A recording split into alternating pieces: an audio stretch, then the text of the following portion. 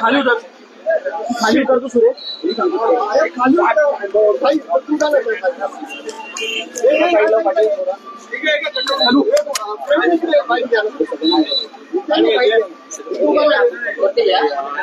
सीमा सीमा सीमा मध्ये सीमा साईड इथला किळा काढतो.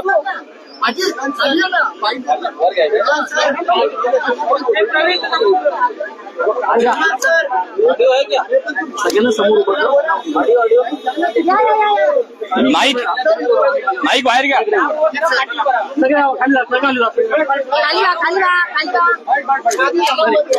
आरामात आरामात काय काही नाही.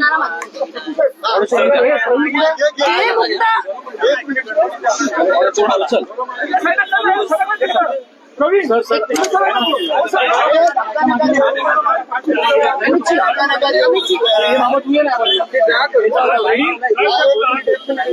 रेडी सगळे. मुक्त वृक्ष अभियान. थांब थांब जरा थांब. बरं होईल.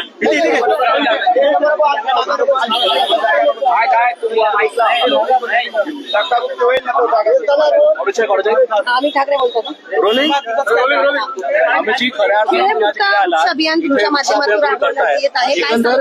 अनेक किळे हे वर्षानुवर्ष झाडांवर लावले. तुम्ही जेवढी मेहनत करतायत तर अनेक वर्षांचे किळे आहेत. काय सांगायला बघ. काय नाही, अतिशय भीषण परिस्थिती आहे. मी तुम्हाला खरंच सांगतो तर आपण ह्या झाडांमुळे जिवंत आहोत.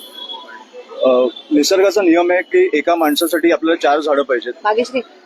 पण इकडे एका झाडामागे 5 माणसं श्वास घेतात. त्याच्यामुळे लोकांना कळत नाही की यांचं महत्व काय.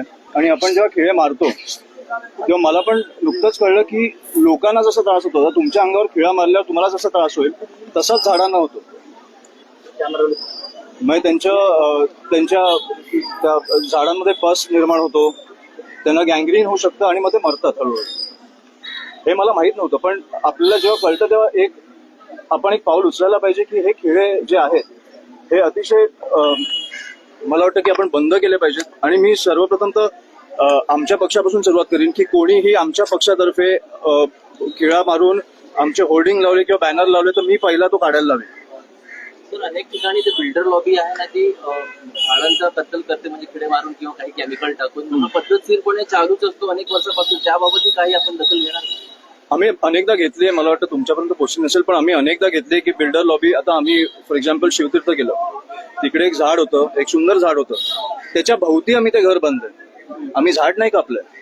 तुम्ही आता पण येऊन बघू शकता, तो पत्रा झाडाच्या अवतीभोवती आहे, तो झाड आपण जिवंत ठेवलंय. तर तसं आपण बऱ्याच वेळेला करू शकतो पण करत नाही. आणि मला वाटतं की सॉरी